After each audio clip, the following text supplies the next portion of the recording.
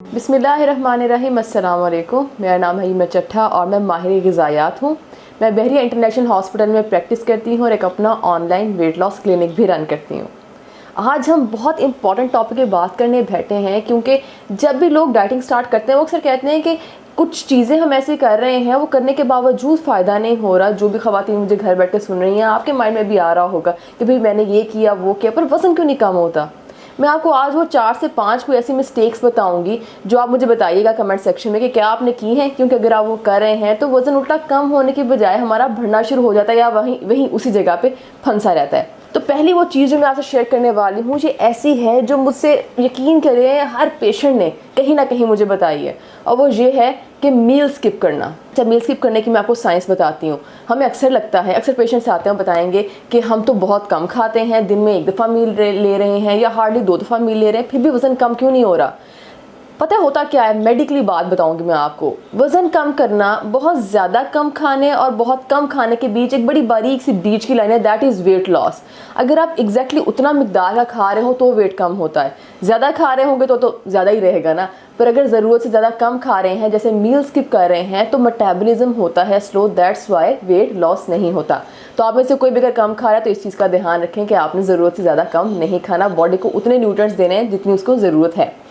जनाब, next point जो मुझे पेशेंट से सुनने मिलता है वो ये है कि हम सर्दियाँ, स्पेशली ये सर्दियों वाला पॉइंट है, इसलिए ज़रा गौर से सुनिएगा कि आप लोग बाहर जाना, मुझे पता है बहुत ज़्यादा सर्दी हुई है, शायद दिन में ख़वातीन को टाइम नहीं मिलता और या जॉब्स वगैरह होती हैं, मर्दों की भी रात को सर्दी बहुत ज़्यादा है। तो अक्सर लोग इंटरनेट से देख के वॉक कर रहे होते हैं जो यूट्यूब पे हमें मिल जाती हैं, पर उसमें सबसे आसान वॉक जो मैंने सबके मुंह से सुनी है ना, दैट इज़ लेज़ली वॉक। कि हम लेज़ली वॉक कर रहे हैं, मतलब वो कहते हैं वर्कआउट हम कर रहे हैं फिर भी वज़न कम क्यों नहीं हो रहा, पर वर्कआउट के चक्कर में सिर्फ लेज़ली वॉक हो रही होती है।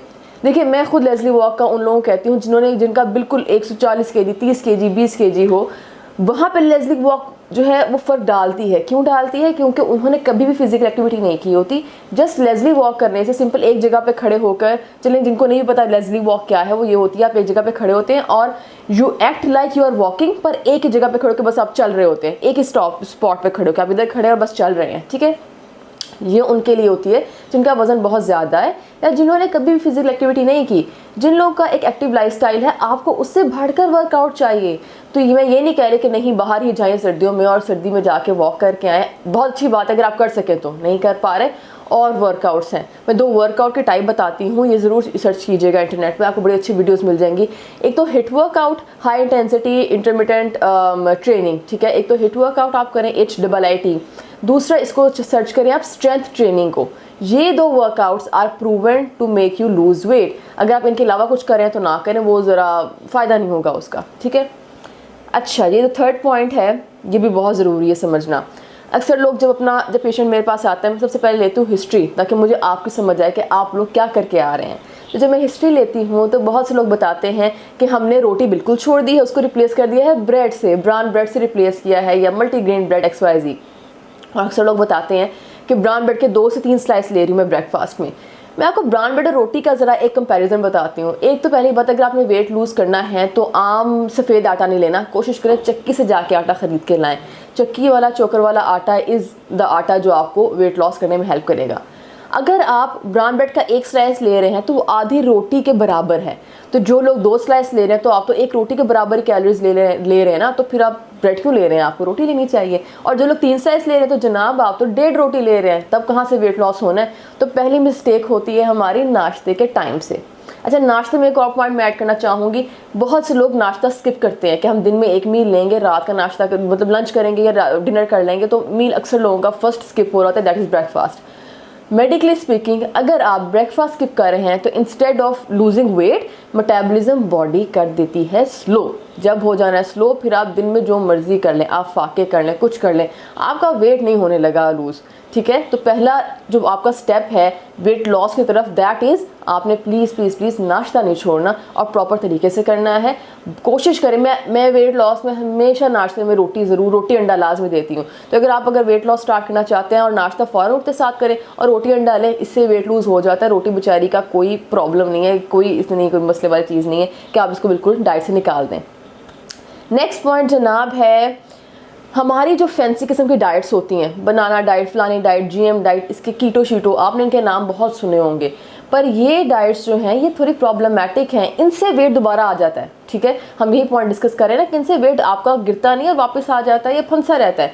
आपकी जो फैंसी डाइट्स है ना, आपका मैं कहती हूँ, आप इंटरनेट पे ज़रूर देखा होगा, एक हफ्ते में फलाना केजी कम करें, 4 केजी कम करें, 10 केजी कम करें, वो कहीं ना कहीं इस तरह की डाइट्स होती हैं, न्यूट्रिशनली बैलेंस नहीं होती।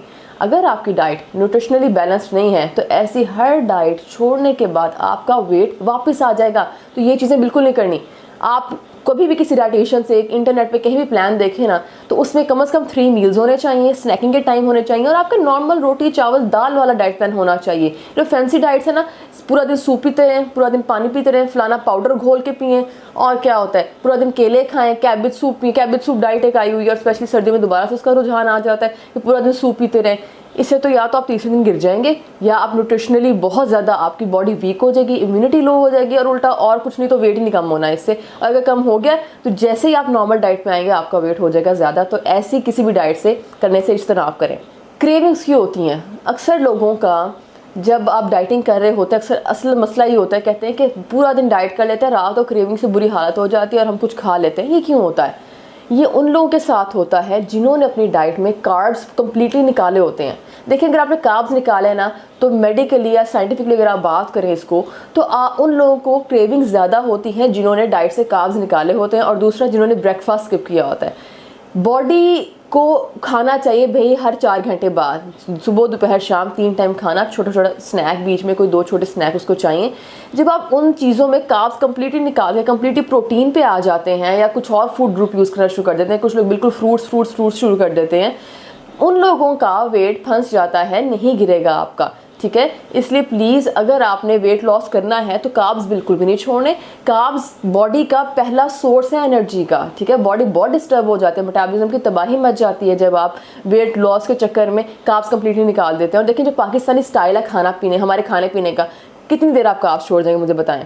शादियां आती हैं, मसले मसाइल चीज़ें, चाय के साथ भी हमारे बिस्किट सर्व हो रहे होते हैं, आप कार्ब्स से नहीं जान छुड़ा सकते। तो आप कार्ब्स एक छोटा पोर्शन रखें, बेशक अपनी पूरी डाइट का 30% डाइट कार्ब्स की हो, बाकी ना हो बेशक, पर लाजमी रखें, वरना आपको क्रेविंग्स इतना तंग करेंगे कि आप वेट लॉस नहीं कर पाएंगे। अच्छा जी, आखिरी पॉइंट ये है कि डाइट में फ्रूट्स लाजमी होने चाहिए। हम कार्ब्स के चक्कर में फ्रूट्स भी निकालते हैं, और फ्रूट्स ही होते हैं जो हमारी स्किन को फ्रेशनेस देते हैं और एक ग्लो बरकरार रहती है वेट लॉस करते हुए भी। पर कुछ लोग एक चीज़ कर रहे होते हैं, मील स्किप करते हैं, और उस मील में जो लेते हैं चीज़, वो लेते हैं फ्रूट का जूस ले लेते हैं। देखिए, आपने मील स्किप कर दिया ये सोचकर कि कैलोरीज कम लूँगी क्योंकि जूस पी रही हूँ, 1 गिलास जूस तो पी रही हूँ ना, मैं कौन सा कोई ज़्यादा लंबा मील खा रही हूँ, रोटी चावल तो नहीं ना खा रही। पर when it comes to fruit, dieting के दौरान बात याद रखें कि आपने फ्रूट खाना है, पीना नहीं है, ठीक है।